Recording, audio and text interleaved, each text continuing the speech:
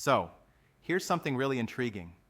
New research from Taiwan University suggests that applying a fatty acid topical treatment can kickstart rapid hair regrowth, especially after skin injury. Yeah, that's fascinating. They're saying that a serum can actually make a difference in regrowing hair in just 20 days? Exactly. They discovered that after making small injuries to the skin, the underlying fat cells start breaking down stored fat in a process called lipolysis. Right. This releases fatty acids that essentially signal the hair stem cells to wake up and grow. So, in a way, it's like the body's own emergency system kicking in to repair and regenerate? Yeah, it's like um, nature's very own repairman.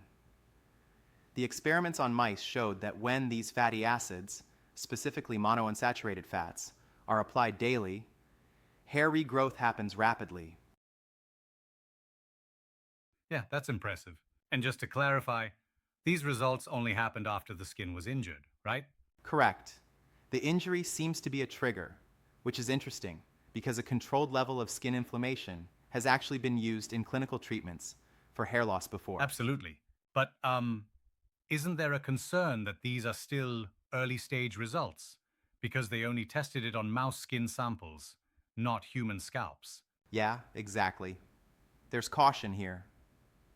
New York dermatologist Dr. Brendan Camp called the findings notable, but he stressed that it's very preliminary.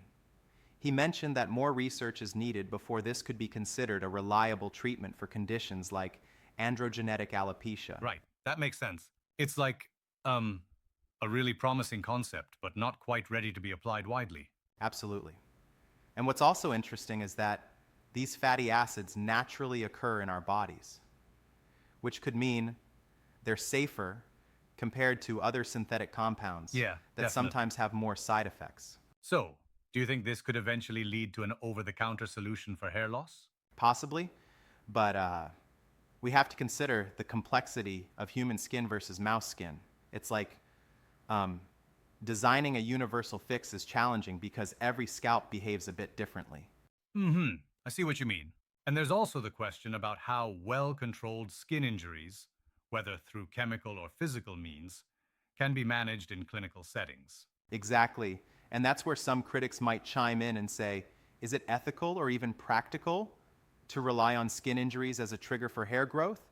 But the research here is looking at it in a controlled manner to capitalize on the body's healing process. Right? That's a valid point. It's like walking a fine line between triggering regeneration and avoiding harm.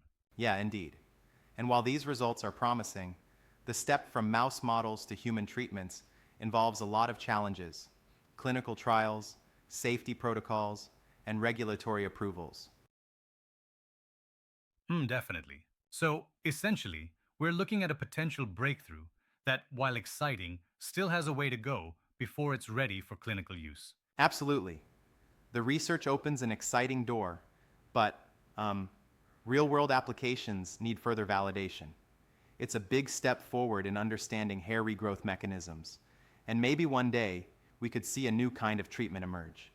Yep, that's the hopeful part. Well, I'll be watching this space. Thanks for breaking that down. It's really remarkable how science is finding innovative ways to tackle, um, age old problems like hair loss.